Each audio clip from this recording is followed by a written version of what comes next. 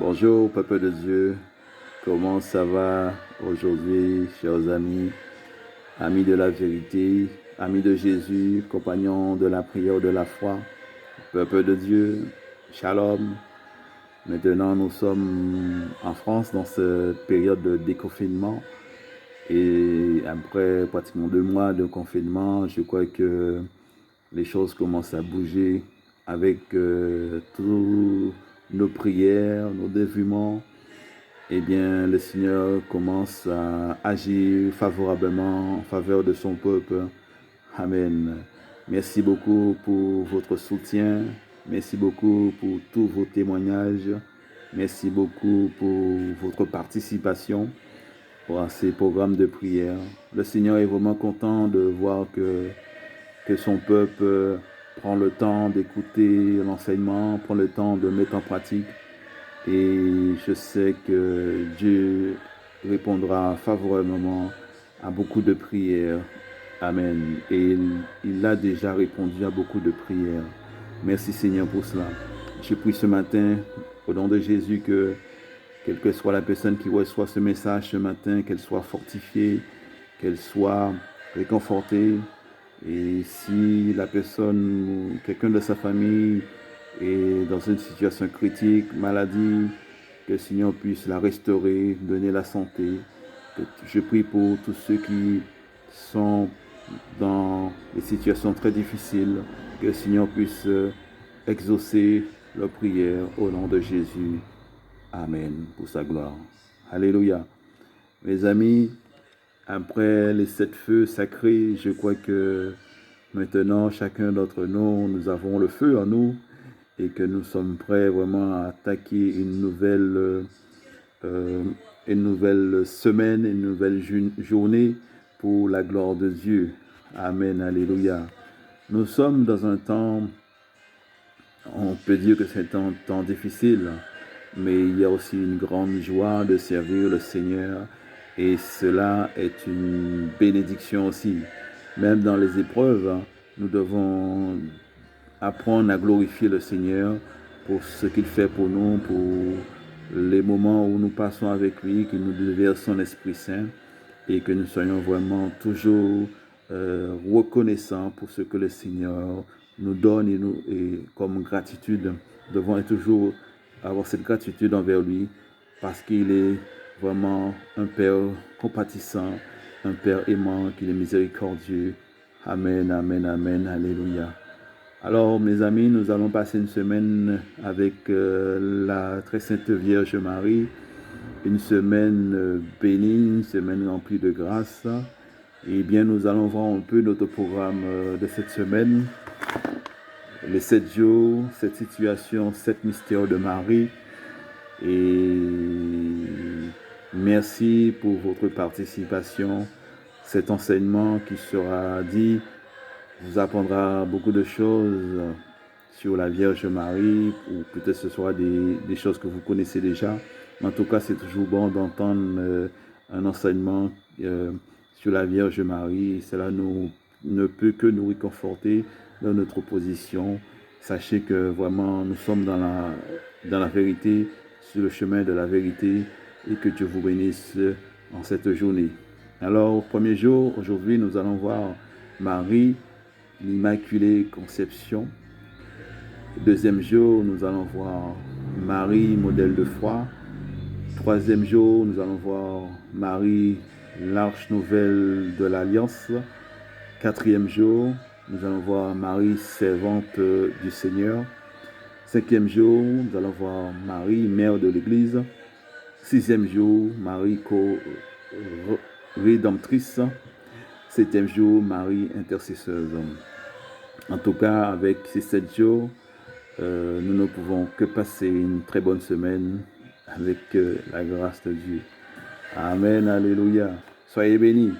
Eh bien, aujourd'hui, mes amis, nous allons parler de Marie, l'Immaculée Conception, selon l'évangile de Saint Luc, chapitre 1, le verset 28.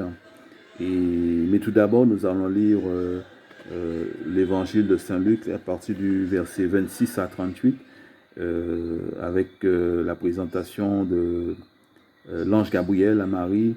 Et après, nous allons, je vais essayer de vous expliquer un peu l'Immaculée Conception, pourquoi on dit Immaculée Conception et pourquoi cela est important pour nous. Et est-ce que c'est juste une doctrine? Est-ce que, enfin, nous allons voir tout cela. Alors, sans plus tarder, nous allons lire l'évangile de Saint Luc, chapitre 1, les versets 26 à 38. Amen. Amen. Au 6e mois, l'ange Gabriel fut envoyé par Dieu dans une ville de Galilée appelée Nazareth, auprès d'une vierge fiancée à un homme de la maison de David nommé Joseph. Le nom de la vierge était Marie. L'ange entra chez elle et dit: « Je te salue, toi à qui une grâce a été faite. Le Seigneur est avec toi. » Troublée par cette parole, Marie se demandait ce que pouvait signifier une telle salutation. L'ange lui dit: « Ne crains point, Marie, car tu as trouvé grâce devant Dieu. Et voici, tu deviendras enceinte, et tu enfanteras un fils, et tu lui donneras le nom de Jésus. Il sera grand et sera appelé Fils du Très-Haut. Et le Seigneur Dieu lui donnera le trône de David, son père. Il régnera sur la maison de Jacob éternellement, et son règne n'aura point de fin. » Marie dit à l'ange: « Comment cela se fera-t-il, puisque je ne connais point d'homme? » L'ange lui répondit: « Le Saint-Esprit viendra sur toi, et la puissance du Très-Haut te couvrira de son ombre. C'est pourquoi le Saint-Enfant qui naîtra de toi sera appelé Fils de Dieu. Voici, Élisabeth, ta parente, a conçu elle aussi un fils en sa vieillesse, et c'est elle qui était appelée stérile, est dans son 6e mois, car rien n'est impossible à Dieu. Marie dit: « Je suis la servante du Seigneur, qu'il me soit fait selon ta parole. » Et l'ange la quitta. Parole du Seigneur. Nous rendons grâce à Dieu pour cette belle parole, cette belle lecture. Nous voyons que l'ange Gabriel annonce à Marie qu'elle deviendra enceinte et que l'enfant qu'elle portera sera appelé Fils du Très-Haut et qui sera amené à vraiment à un royaume éternel. Et nous voyons que Marie a cru à cette parole de l'ange Gabriel. Lorsque nous faisons cette comparaison avec dans le jardin d'Éden, entre Ève et Marie, eh bien, Ève, elle a cru à la parole du serpent, et ce qui fait que ça nous a conduit à la mort. À cause de cela, le péché est entré dans le monde, et Marie, elle a accepté, elle a cru à la parole de l'ange Gabriel, et à cause de son oui, la vie est entrée dans la vie en Christ, est entrée dans le monde pour nous racheter de nos péchés. Ce qui était perdu dans le jardin d'Éden, eh bien, a pu être rattrapé par le oui de Marie. Aujourd'hui, quelle que soit la personne, hein, tout homme qui est dans ce monde a besoin personnellement d'être racheté par le Christ. Mais pour être racheté, il faut bien sûr exister. Et toute personne qui existe, eh bien, elle est sous cette condamnation de ce péché originel qui est depuis le jardin d'Éden. Et c'est pour cela que absolument la mort de Jésus sous la croix devient primordiale, capitale pour tout homme pour pouvoir accéder à la vie éternelle. Alors que croire que Marie n'a jamais péché, eh bien, c'est une doctrine de foi. Et il faut avoir une certaine foi pour pouvoir croire et accepter cela comme venant de Dieu. Alors, l'Immaculée Conception, c'est quoi? L'Immaculée Conception, eh bien, ça signifie que Marie n'a pas été conçue avec le péché originel, lequel péché n'est pas un péché personnel, mais de nature. Marie, en fait, elle n'a pas commis de péché personnel, même véniel. Alors vous me direz, si Marie n'a pas été conçue, n'a pas péché, n'a pas été conçue dans le péché, comment se fait-il que Jésus a pu, comment elle se fait que Jésus a pu la racheter, comment elle a pu être sauvée par Jésus, puisque Jésus, c'est lui le sauveur de tout homme. Eh bien, cette grâce, Dieu l'a accordée, lui a accordé cette grâce à sa conception, lorsque son corps et son âme ont commencé à se former pour devenir une personne. Eh bien, Dieu a racheté Marie à sa conception du péché originel d'Adam et d'Ève. Et c'est pour cela que tout au long de sa formation de corps de femme, d'être humain, eh bien, elle est devenue immaculée. Alors, comprendre l'immaculation, c'est très important puisque pour pouvoir accepter, recevoir, je dirais plutôt, recevoir le Saint des Saints, le Christ, qui est le Dieu vivant, dans ce tabernacle qui est le corps de la Vierge Marie, il a fallu qu'elle soit vraiment préservée, sanctifiée du péché originel. C'est pour cela que l'Immaculée Conception, elle devient tout à fait authentique et compréhensible. Sinon, une femme pécheresse ne pourrait pas enfanter le Saint des Saints. Rappelez-vous que Dieu a toujours préservé le tabernacle dans le désert. Même dans le désert, eh bien, le Saint des Saints, l'Arche de l'Alliance était toujours préservé dans un endroit de sanctification pour que c'était la présence de Dieu. De même que pour la Vierge Marie, eh bien, c'est la même chose. Dieu l'a préservée de toute souillure du monde, de tout péché, pour qu'elle puisse vraiment donner accès à la vie, et cette vie éternelle qui est le Christ, notre Sauveur. Et c'est pour cela que toute l'importance de comprendre l'Immaculée Conception, qui est pour nous un point très très important dans notre avancement spirituel. Amen. Le psaume 139, verset 13, nous dit, c'est David qui dit que tu me connais depuis le sein de ma mère, tu as formé mes reins. Nous voyons que aussi dans le prophète Jérémie, Jérémie chapitre 1, verset 5, où il dit que tu me connaissais depuis le sein de ma mère et depuis ma formation, et que tu m'as consacré pour être un prophète des nations. Et c'est Dieu qui lui dit qu'il depuis le sein de sa mère, qu'il l'avait consacré, qu'il l'avait mis à part pour cela. Nous voyons que bibliquement, que les choses, Dieu connaît les choses et Dieu prépare les choses. De la même manière que les grands hommes de ce biblique qui sont passés, ils nous ont laissé des exemples: Moïse, Abraham, Jacob, David, Jérémie, tous ces grands hommes et même les apôtres. Eh bien, toutes ces personnes, à leur conception, Dieu les avait déjà préparés pour cela. Dieu leur avait déjà préparé une grâce, et pour qu'ils puissent vraiment entrer dans leur vocation.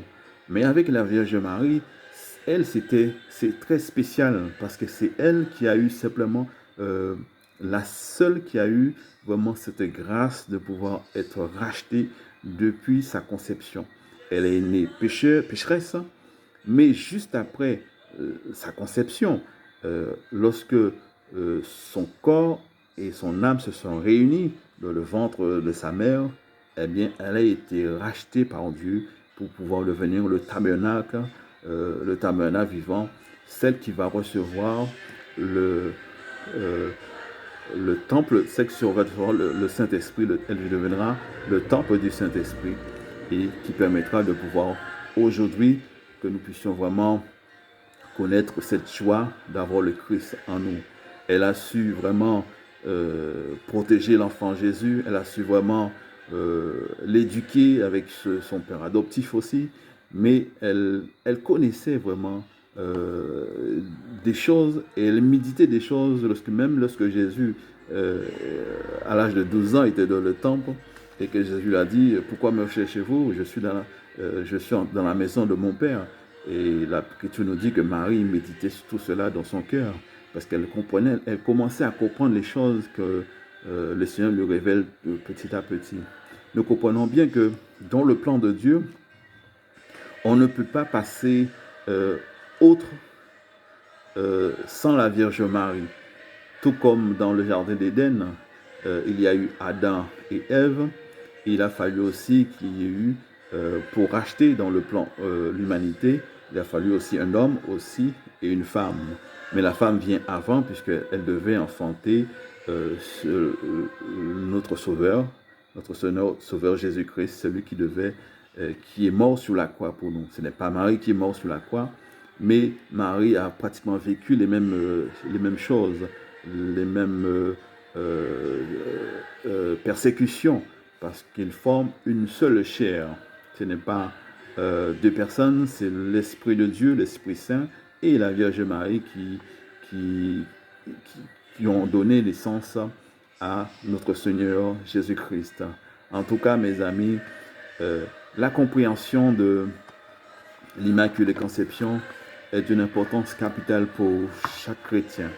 Si le chrétien passe à côté de cela, eh bien, beaucoup de choses vont passer à côté de beaucoup de choses. Je veux vous lire quelque chose encore concernant la Vierge Marie. Elle signifie que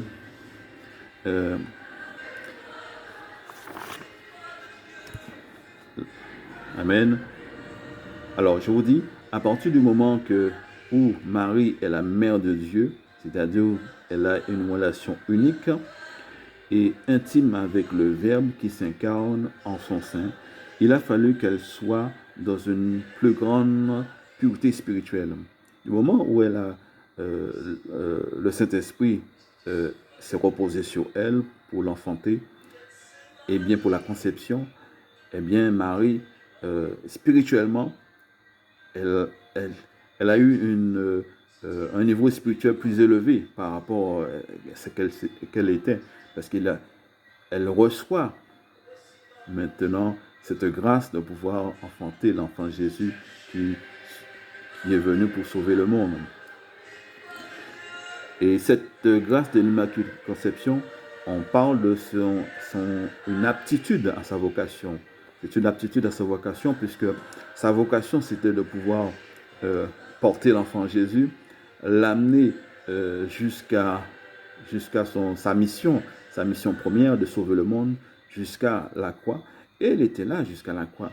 Rappelez-vous, elle était au pied de la croix. Jésus a dit, femme, voici ton fils. Fils, voici ta mère. Elle était là. Elle est allée jusqu'au bout de sa vocation. Et c'est pour cela que nous comprenons toute l'importance qu'elle joue dans le rôle divin, dans le plan de Dieu concernant notre Sauveur, notre Rédempteur. Alors Dieu a fait de Marie la plus humble des créatures. Et elle est vraiment, je pourrais dire, la reine de la création. Elle est servante de Dieu. Sa fonction d'intercession, d'avocate, de maternité spirituelle. Vraiment, c'est elle qui est vraiment très proche de nous. Parce que en tant que mère, en tant que matrice, elle nous comprend très très bien et elle veut notre bien. Elle veut nous montrer le chemin vers son Fils. Elle nous conduit vers son Fils. Mais pour cela, il faut accepter d'ouvrir son cœur à l'Immaculée Conception. Et cette grâce que le Seigneur nous donne par la Vierge Marie eh bien, c'est une grâce extraordinaire. Chers amis, je ne peux que vous encourager vraiment à entrer vraiment dans une paix, dans une joie et dans une sanctification, dans la prière et d'intercession avec la Vierge Marie, surtout en ce mois de mai, mois dédié pour la Vierge Marie. Elle attend vraiment nos prières. Elle a vraiment soif que nous ayons ce cœur, ce dévouement pour elle, pour lui expliquer nos problèmes, pour lui dire nos problèmes. Et elle va intercéder auprès du Fils. Et c'est une grande joie pour moi de vous faire transmettre cela aujourd'hui. Que la paix du Seigneur soit avec vous. Passez une très bonne journée avec la grâce de Dieu. Et sachez que l'Immaculée Conception, vraiment, c'est la base aussi de l'Évangile. Elle fait partie du plan de Dieu. Et comprendre cela est une grande, grande source de bénédiction. Et je peux vous le garantir. Soyez bénis aujourd'hui. Passez une bonne journée avec la grâce de Dieu et la grâce de la Vierge Marie. Je vous bénis aujourd'hui. Au nom du Père, et du Fils, et du Saint-Esprit. Amen. Que la paix du Seigneur soit avec vous. Amen.